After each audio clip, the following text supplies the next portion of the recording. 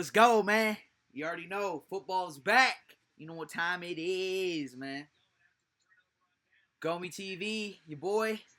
We got Meech. Yes, sir. Yes, sir.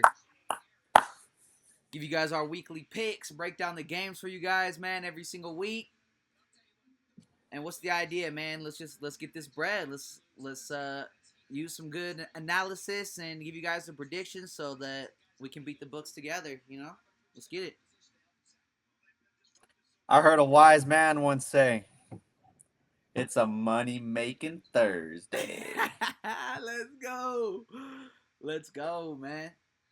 Well, we're a little bit late, but we'll give you guys the pregame predictions that we had, starting off with this the kickoff game right here. I got it on the background. Boise State versus University of South Florida. Boise State 5.5 favorites going into the game. Well, short, sweet, and simple, man. Boise State, the better team coming back. Obviously, they lose their star player and Heisman candidate in Genty. But they have 4 of their 5 offensive linemen coming back. Matson Maddox, great quarterback. Let's see, I got his stats right here. I think he threw for over 3K yards, 26 touchdowns last year.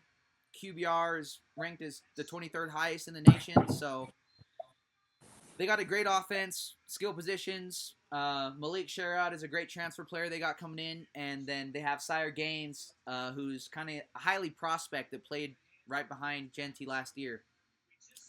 I think those guys, their program, just too much for USF. They do have a good quarterback in Byron Brown. Played decent last year. They went 7-6. They have some good defensive line improvements and a new defensive coordinator, but I just think overall it's an opening day for a team like Boise State. Good coaching, and they come out here offensive power and take home a dub. I think they win 34-23 and cover. What do you think, Meat? Yeah, honestly, I think, um, I don't know, bro. I think Boise State.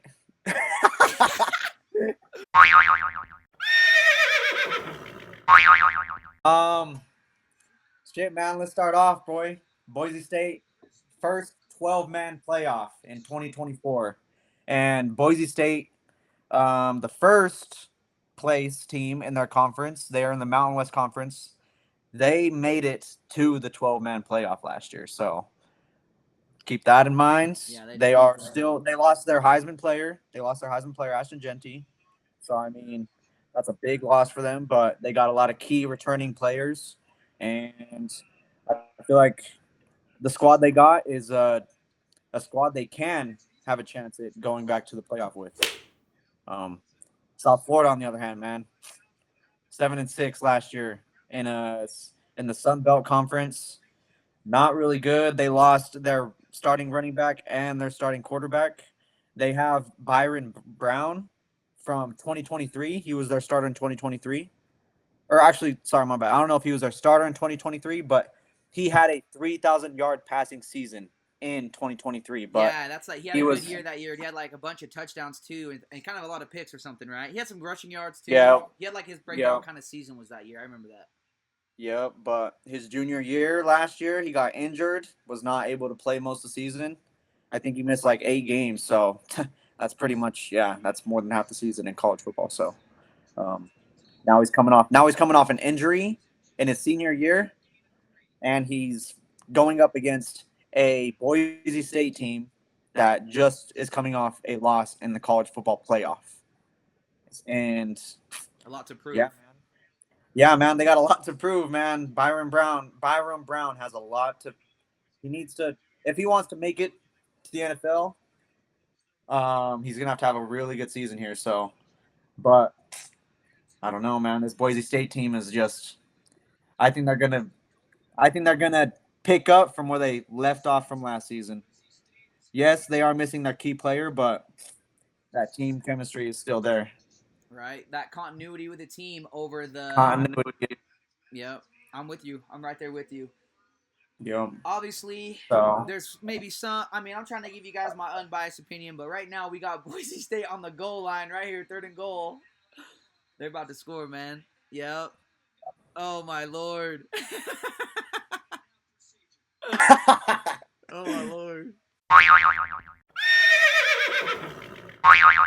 So you're on Boise. You got Boise, and you got Boise to cover as well, right? I got Boise. If Boise wins this game, they are going to cover the spread. The only way South Florida has a chance at covering the spread is if they win. The only way South Florida has a chance at covering the spread is if they win. If if they lose the game, they're losing by more than a touchdown. They're I feel not. you. I feel you. It's either they win or they get They're getting kind of crap. blown out. Yeah, they're losing by You know, 10. yeah. So, yep. That's all I got on that game, man. All right, man. Moving on. We got Nebraska versus Cincinnati. And this game is on a neutral site. It'll be played at Arrowhead Stadium, the Kansas City Chiefs Stadium. And Nebraska going into the game as of right now, they're 6.5 favorites to win. So for me, when you look at the quarterback situation at Nebraska, they have that sophomore quarterback, Dylan Raiola. He is the reincarnation of Patrick Holmes. Same number, same haircut, same sunglasses, and they're about to be playing in the same stadium. I think he comes out here and absolutely puts everything on the line to win this game. Aside from kind of the outside existential circumstance stuff, Raiola had a good freshman year, 2,800 yards. I think we'll see a lot of progression in his sophomore season. I think a lot of that's going to come to the head coaches like Matt Rule, right? When we look at Matt Rule, he took over Temple. First 2 years weren't necessarily great, but that third year is when they made the big leap. Then he went to Baylor. First 2 years, nothing special. Third year, they make that big leap. Nebraska's coming into their third year this year. They brought in a new offensive coordinator as well. Up tempo. I can't remember his name, but he's like up tempo, pushing the ball. And I think that's going to fit really well with Dylan Raiola's play style, like his natural play style. Cincinnati, on the other hand, Bretton Sorsby. Ooh, not a great record. Not a great record for the Bengals. The Bearcats, man. He's a good quarterback, though. I feel bad. He's a good quarterback. 2,800 yards, 18 touchdowns. They made some improvements on their defense. I think if you're wanting to bet on that side, the best thing is that they're great in home openers. I think Cincinnati's like won 10 of their 11 last home openers. All that aside, though, I think Nebraska's just got the talent. They have a better defense. They were top 20 defense last year in scoring. And I think with their offense kind of getting a little bit of some more juice going into the season this year, I think they have what it takes to go ahead and take these guys out in a neutral site game. Kind of favors Nebraska. It's closer to Nebraska. I got them winning and covering this game 27-13. 27-13. Okay, okay. Yeah, I'm right with you, bro. I think I got to take Nebraska minus 5.5. Cincinnati's coming off of a 5-7 season. They averaged about, I don't know, man. They didn't average very many points per game last year. Their offense is just not. They just have not been existent. Nebraska, like you said, Matt Rule, in his third year with a team, they're usually a lot more progressed than the previous years. So I think that's a good pattern to follow. Dylan Raiola, he's only a sophomore this year. Yeah, I believe. I mean, maybe I'm wrong. Maybe he's a junior or a redshirt sophomore. Yeah. Damn. Okay. Yeah, Dylan Raiola is still young. He had not a bad season last year. I think he's gonna only improve from here, man. I see him having a better season than he did last year as well. He took his team 7-6 in the Big 12.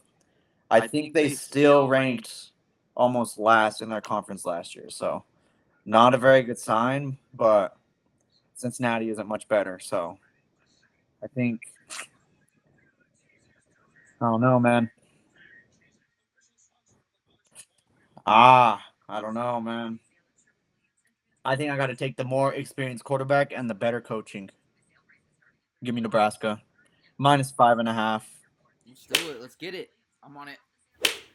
Man, next up, we're rolling through these, and I like this one. This one will be interesting. Georgia Tech at Colorado. Georgia Tech going into the game minus 4.5 favorites.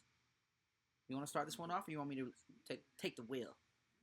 Um, Go ahead. You're good. I'll tell you what, man. This one is an easy one for me. I think a lot of these games have a similar kind of conceptual matchup where it's kind of a team that's got a lot of continuity that's played together against a team that's kind of bringing in some transfer portal talent or has some star power. So when I look at this, you've got Georgia Tech's quarterback Haynes King coming back, 2,600 total yards last year, dual threat guy, 26 total touchdowns. So a lot of that's on the ground as well. And then their returning running back Jamal Haynes, a great dual threat between the two of them on that skill side of the ball. Defense is all right. Definitely was probably their weakest point last year, and took some focus into that over the offseason. When we look at Colorado, obvious departures in the Sanders brothers, some wide receivers, and some defensive talent.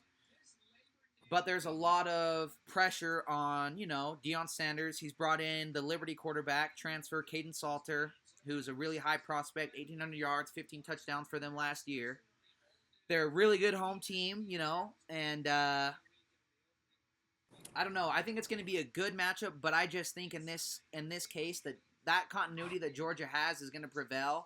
I'm excited to see how this Colorado team looks, but I got this one, Georgia Tech covering 27-21. Sorry, man. I'll have to swing the opposite way. Give me Colorado, boy. Them Uh-oh. Dion boys are just different out there. Uh-oh. And, yes, honestly, I do not think Colorado should be an underdog in this game. Last season they ended at home with a 5-1 record. Their ATS spread wasn't very good, so but that's okay. They lost. I think their ATS spread last year wasn't very good because of how overrated the lines had them at. They thought it's not that they thought Shador or like their offense was a lot better than what they anticipated, but it's just they, it's Colorado, bro. They had people coming out to, they They want had to a take their target heads on their off. back for sure, right? so so they lost, but they did lose. They lost their two best players. They lost Shador Sanders, their quarterback, and they lost obviously Travis Hunter.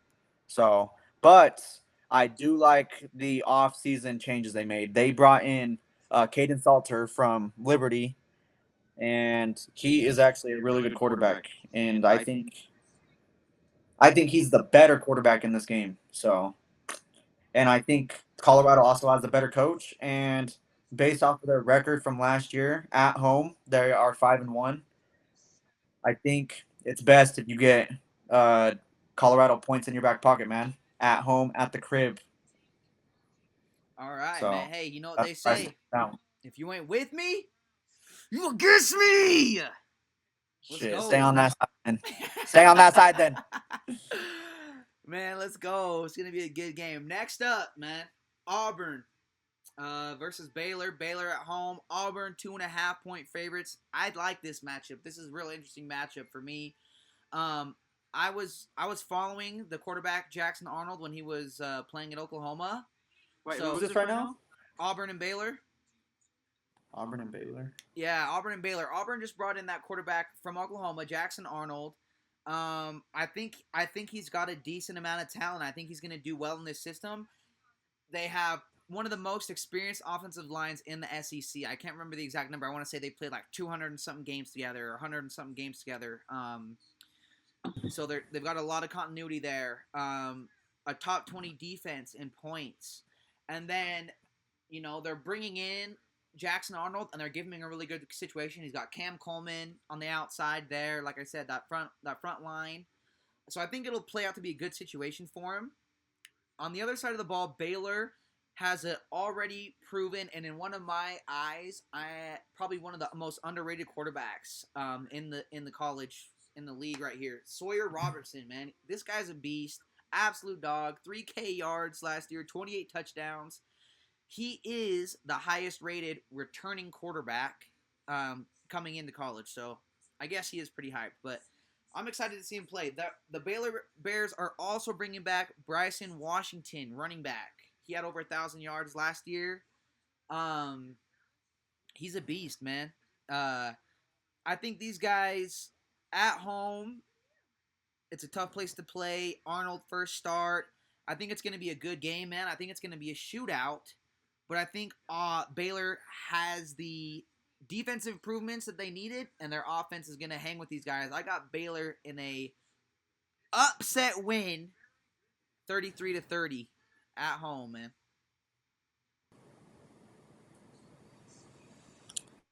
All right, all right. Sorry, I haven't really looked at this game. I'm just trying to get some more info. Based off of what I've seen so far, though, Auburn, man, I was like, when I first saw this game, I ain't gonna lie, I did like Auburn. Auburn was like my favorite pick on the card today. But looking more into this game, I think I got to switch sides and take Baylor, baby. Got to take the Bears, boy. Baylor is 5-1 in openers under their head coach Dave Aranda. The Tigers, not too good, man. They went 5-7 last year. They finished 13th, tied with Oklahoma, who was 2-6 in the SEC. On the other side, the Bears. The Bears had an all right season. They finished above 500. They finished 8-5. They were actually a pretty good team, but they just had a. I think they ran into some tough teams in their record or in their schedule. They tied for fifth in the Big 12. They were 6-3 in conference play, 5-1 on their home fields. Kind of like what I said about that Colorado game, man. I think this is just a home field advantage, opening game under. Yeah, they got a good head coach, man, Dave Aranda. So, I'd give me the points in my back pocket. At home, at the crib, baby. Yep, let's do it, man. I like Baylor too. I'm excited to see these guys. Next up, man, we got Syracuse at Tennessee. Tennessee, almost 2 touchdown favorites, 13.5. I think this one's kind of an interesting matchup, but a pretty simple one. Got a couple new QBs for both programs. Tennessee, Joey Aguilar coming from App State. We'll see. We'll see. We'll see. I'm not really sure what I'm expecting out of both of these guys, man. So we'll see. Deshaun Bishop at running back, though, for Tennessee. I like him. Had a good year last year. This Tennessee offense slated to be a top 35 offense in college football. So Syracuse, man, they lost a couple players. They got a new QB as well from Notre Dame, Stephen Jelly. He's a high prospect. He was coming out of high school, so I think that kind of given a good program and some weapons and some starting time, we'll kind of see how he develops. But all in all, I think Tennessee is just overpowered. I mean, their defense is just going to be too good for these guys, and I think they get a big win, big cover here in the opener at home. I got them winning and covering 31-17 in this one. All right, man. Sorry, dude. Another game I have not looked at. I'm just trying to get more info here. I know you don't really watch football, huh? I mean, shit. You used to watch a lot of tennis. Shit, ping pong boy. Oh no, Byron Brown just ran a little nice gain on 3rd and 6. All right. This is where we're gonna start off, man. All right, Tennessee. They are currently ranked number 24 on the what's it called? What is it called? Preseason poll? No. The poll, but ABP or something like the that. APP rankings or whatever. Yep. They're 24. That's a big drop from what they were at last year. I think they finished either close to top 10 or they were top 10. So that is a big drop, and that's due to obviously Nico's gone. They finished last year 7-5 against the spread. Syracuse finished 6-6. So two evenly matched teams, kind of against the spread. Um, but Tennessee, man, I don't know, dude. Let me see. Come on, man. You know what it is. Go orange. Go Vols.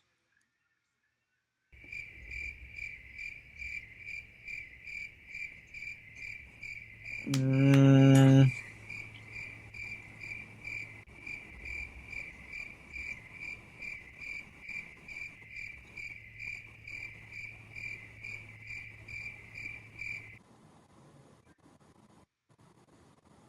Hell yeah, bro. For real. Saxon.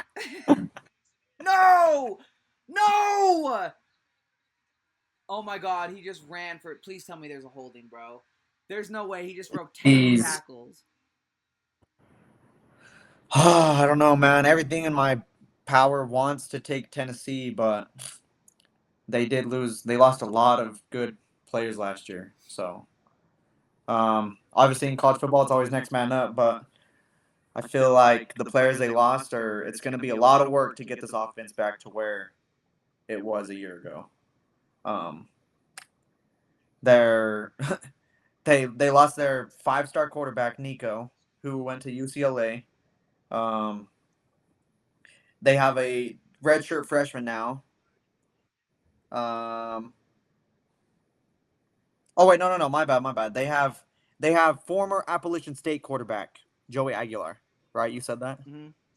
Yeah, dude. A lot of the shit you're saying, I'm not even listening. I know.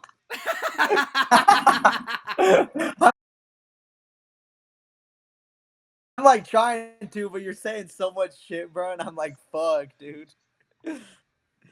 Um, what else did you say? Their running back? Did you talk about their running back? Yeah, Deshaun Bishop. I like him. He's actually nice. Yeah, but I don't know, bro. They lost their, you know, they lost their best. They lost the SEC Offensive Player of the Year, Dylan Sampson. Yeah.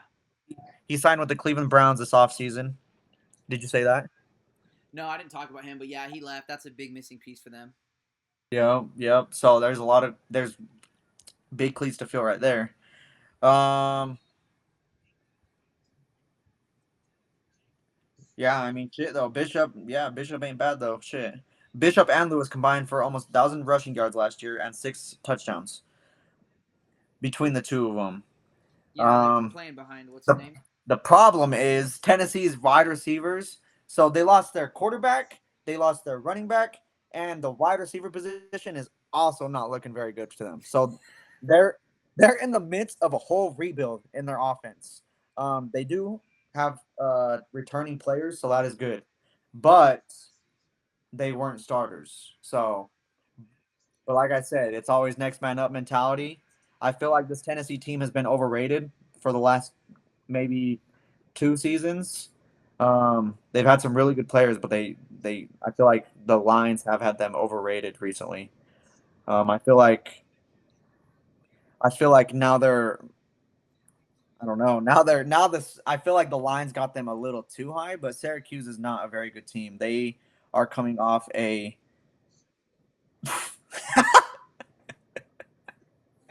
nah, actually, bruh, fuck, dude. What? You don't know who to pick, bro? I'll tell you, Tennessee, man. Nah, man, I think I got to take Syracuse, bro. Yeah. I don't know. Bro, do this shit, bro. I need to look at the fucking game. I feel like an idiot. Bro, I'm not even like, bro, I don't even know shit about these teams. And then, like, I'm like looking more into them and I'm like, oh, okay, yeah. Shit, like, Syracuse is actually pretty good, bro. They're actually really good. They went 10-3 last year in the ACC, which obviously is not the strongest conference in college football, but they were 10-3 and they finished the season ranked 21 on the APP poll. So, um, not a bad sign to see there from Syracuse right there. My dominating reason for taking Tennessee over Syracuse overall is just Tennessee's defense, and Syracuse has a lot of questions up front, on their front five. So I just kind of feel like you dominate that part of the game. These guys could run away with it, but there is a lot of questions, and I do think that you are right in that Tennessee has kind of had a little bit. They've been a little bit overhyped last year and this year, so we'll kind of see if they can fill that gap or not. But that's one thing I do like about Tennessee is they have that underdog mentality now. But the problem is, I feel like this spread at 13.5 is a little bit too high. Like, I don't know. I feel like the safer play is taking Syracuse with the points. Like they win by 10, you're good. Yeah, yeah. Like this is almost like let's go and see what players are gonna do what this year. Like who's gonna play what position. They're gonna kind of just like throw them out there and experiment with them in this game. Um, they could either blow them out by a lot or it could be a really close game. But I feel like the better value is taking the points in my back pocket with a Syracuse team that was ranked 21 to end the season last year. On the other hand, Tennessee didn't Tennessee go to the 12-man playoff? Yes, sir. Or no? They got They did make it to the 12-man playoff. Unfortunately, they got cut short due to running into Ohio State, right? Yep. Ohio State. And honestly, in my opinion, Ohio State was not the best team in the college football playoff last year. I think they had a good run in the college football playoff. They had the easier schedule in the college football playoff. They did play some good teams, but I feel like they were just not worn out from the teams they had to play in the championship game, and that's why they won the championship game in the way they did. great transition, man. Right into the next one, man. Texas versus Ohio State. Ohio State, home favorite, 1.5 points. I've been back and forth on this one. First, I was on Texas, then I was on Ohio State, then I was on Texas. Basically, when it comes down to it, Archie Manning, they got a new offensive line. They lost that Banks guy. He got drafted by the Saints. He's really, really good. Probably one of the best in the country. They have some new weapons. They lost Jaden Blue. They lost a couple wide receivers. So definitely gonna have a good defense again. I think Archie Manning's got a lot of promise. A lot of people think he's gonna have a great season. I think he's gonna have a great season. Tough place to play. Ohio State, they're bringing back a lot of offensive weapons as well. Obviously, Smith. Saying the new quarterback over there, I think that what makes me have to go with Ohio State is just the program history. They're playing at home. I think with that new head coach they've had over the last few years, they've only lost like less than 5 games at home ever. Um, so I think for both these teams, like in an opening game where you're still kind of finding yourself and feeling it out, I think I just got to go with the better program, and I got to take Ohio State. I think they win in a close one, 24-17. Okay. I think I'm right with you, brother. I think I'm taking Ohio State too. Reason is, uh, well, let me say this first. One thing I am going to say, I I don't know, man. I may or may not bet this game. Um, Ohio State has a true redshirt freshman QB that's going to be their new starting quarterback this season. Texas, on the other hand, has Arch Manning. He started a couple games last year while Quinn Ewers was hurt for Texas, and he looked really good in those couple games. He also was a backup for Texas last year in a couple games, and he looked good in those as well. One thing that makes me scared is that uh, the record in college football with players going up against a true freshman quarterback. The true freshman quarterbacks are 0-18. 0-18 all time against other opponents. So that is one thing that scares me. One thing that I do like about this Ohio State team is that their quarterback last year, Will Howard, I do believe that he was not a very good quarterback. And this is why I was saying Ohio State was not the best team in college football because um, they had an easier schedule. Their quarterback wasn't very good. They have really talented players on their roster, and it's Ohio State. They are a very talented program, and a lot of people want to play for them. Um, yeah, problem is last year, or the thing is from last season, they lost Will Howard, which I honestly do not think was a very big loss for them. I feel like this freshman quarterback could come in and he can honestly come out here and torch Texas.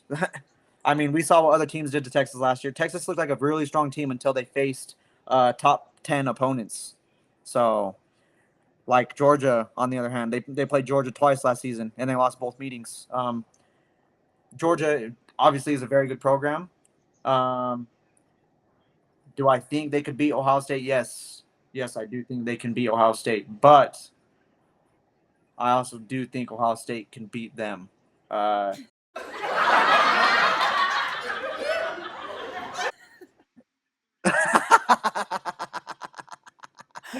No. Fuck. God damn it, bro.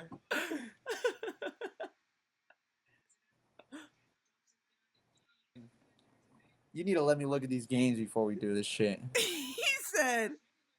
He said.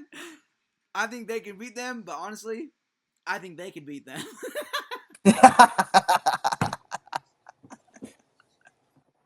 Hey. Oh. Fuck, bro. Yeah, dude. Ohio State. Um, they got returning sophomore Jeremiah Smith. They did lose Jack Sawyer this offseason. He got drafted to the NFL. So there's a big loss for them. But Jack Sawyer was not their whole defense. So, um, what is it? I think I saw earlier today. Ohio State on an opening game is like, I think Ohio. I think what was it?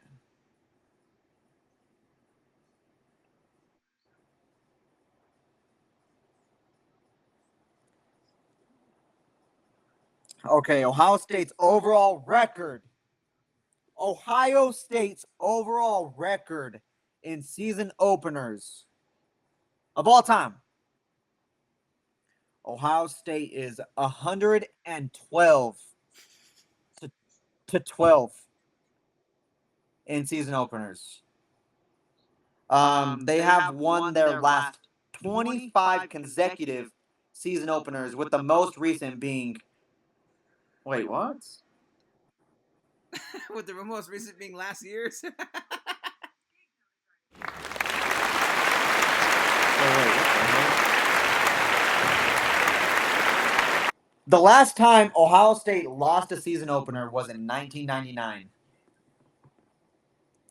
So, yeah, man. What makes me scared about this game is that Arch Manning is a really good quarterback for this team. Thing is, why I am not wanting to bet Texas is, first of all, they should not be ranked number one. They got bumped from the playoffs last year. I know other teams uh, lost a lot of their key players as well, and that's why probably Texas is ranked number one. But I still believe they have some more things they got to improve on, and they got more stuff they have to prove to be why to be. They have more things to prove to be the number one team in college football. So until I see that, I am not going to bet on them. I'm going to take the reigning champions this year. Give me Ohio State at home at the crib. I like it. Let's get it. Let's get it, man. Moving on, man. We got last couple here, man. Alabama at Florida State. Alabama minus 13 and a half. Interesting game, man. Alabama, obviously the loss of Jalen Milroe at quarterback. They bring in Ty Simpson. Very different from what I have seen is like the kind of traditional offense that Alabama's ran going back to like, Jalen Hurts and all these dual threat quarterbacks. Ty Simpson's like much more of a pocket passer. But, Alabama's got the pieces around him. Great offensive line. They got Ryan Williams as well as some other weapons on the outside there. They had a top 10 defense. So, obviously, it's Alabama, right? You know the program. I'm excited to see some changes for Florida State. They bring in the quarterback Thomas Castellanos from Boston College. So, I'm really excited to see him in his debut. All in all, just short, sweet, and simple, man. I don't think these guys have enough talent, enough raw talent to compete with Alabama. I think this is a kind of a revamped Alabama team that we're going to see. And I think this one is probably one of the first blowouts that we see at this opening week from one of these teams. I have Alabama winning this one 41-14. Yeah, man, I'm right with you. I had Florida State as one of my favorite teams last year before the season started, and after the season ended, they were probably one of my least favorite teams.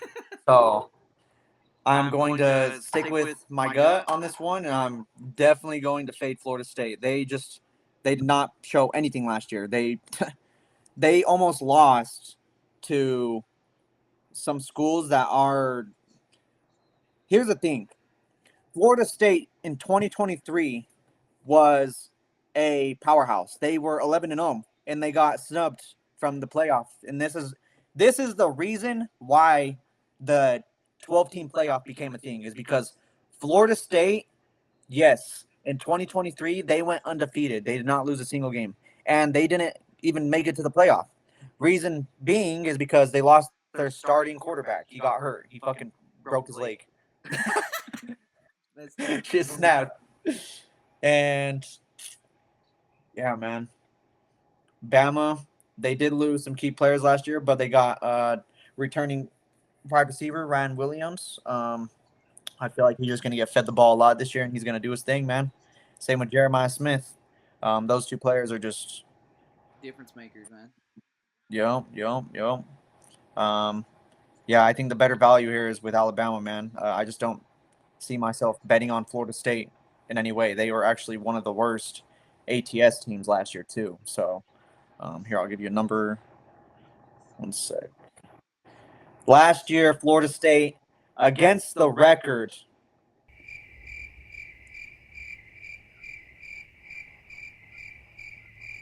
Hold on, let me see.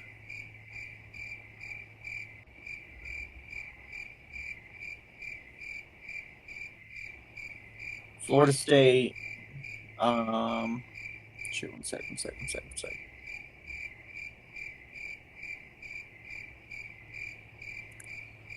Florida State. Oh my gosh. Florida State. Florida State in 2024 was 2-8-2 against the record. So they only covered two of their games last season. Um, that is just not a team I'm looking forward to putting my money on. I would much rather take Alabama, a team that is always been known as a powerhouse. They are known for producing a lot of NFL players, and I'm excited to see them ball out this year, man. So give me Alabama minus 13.5, winning by two touchdowns or more.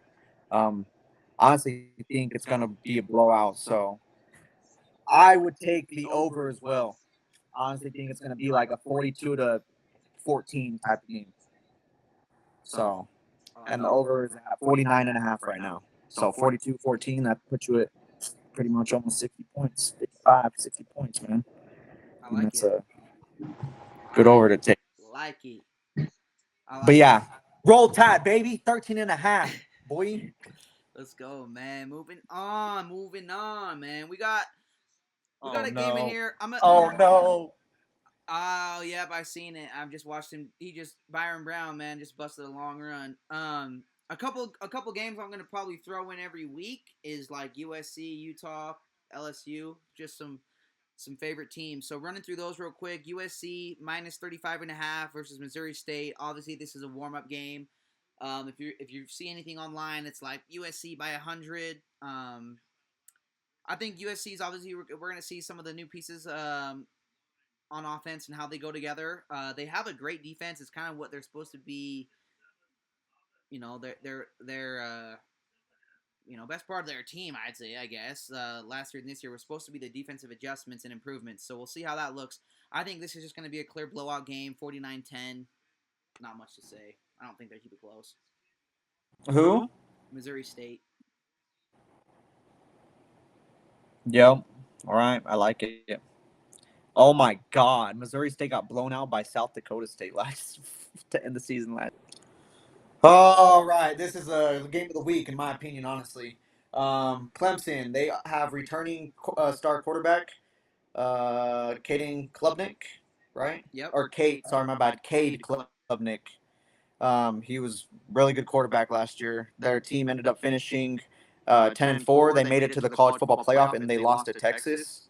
Um, Texas was a really good team last year, so that was not a bad team to lose to in the college football playoff. They, let's see. Let's go to LSU now. LSU. Let's see, man. They got returning quarterback Garrett Nussmeier. Um, they have. I honestly feel like who else? Wait, don't they have a receiver or something? Yeah, two beast receivers, Anderson and then Brown. Yep. They have two good receivers, and honestly, in my opinion, I feel like LSU is going to ball out this year. They're going to ball out this year for Kyron Lacey, baby. Rest in peace to my boy. But that is, I feel like they just have that chip on their shoulder this year. They're gonna go out there and play their hearts off for him, obviously. And not only that, bro, they got Garrett Nussmeier. I think he is going to be a senior this year. He is a really good quarterback as well. It's kind of scary to bet against Kate Klubnik at home because Clemson is. Let me see right here. Clemson.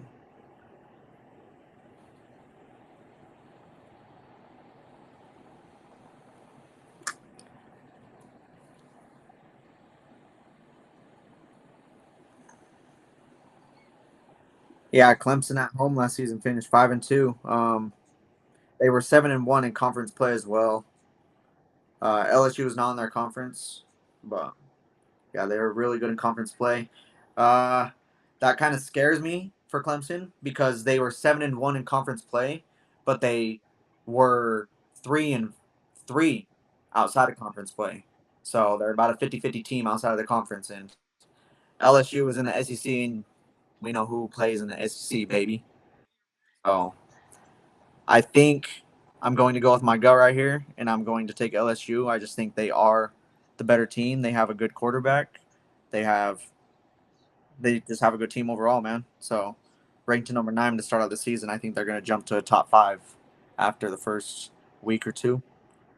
Give me LSU give me LSU with the points in our back pocket. I think this game is going to be decided by 3 points or fewer. Like I said, game of the week, baby. Yep. And then Utah Game of the week. UCLA. Give me 27-24. 27-24 final score. Yeah, I'm right there with you, man. I got LSU. Nussmeier, same thing as you said, man. 4K yards last year, 29 touchdowns, super dual threats on the outside, and should be expecting a lot better defense from those guys. They have some star players. I think this one's going to be just an absolute high scoring game of the week, possible game of the year.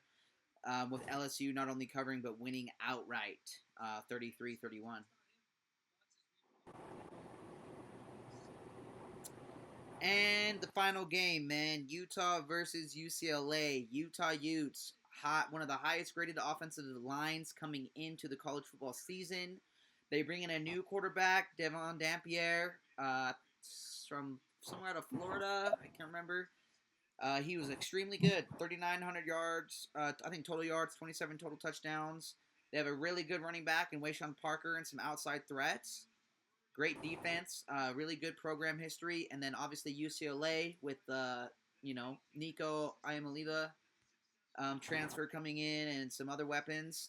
A lot of expectations from them, but I think this is where Utah kind of washes the bad taste out of everyone from last year, and they have a really good season this year, and it starts off with a win and cover over UCLA 27-20.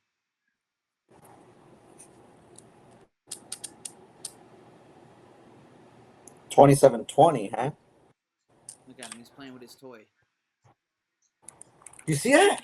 You see that, boy?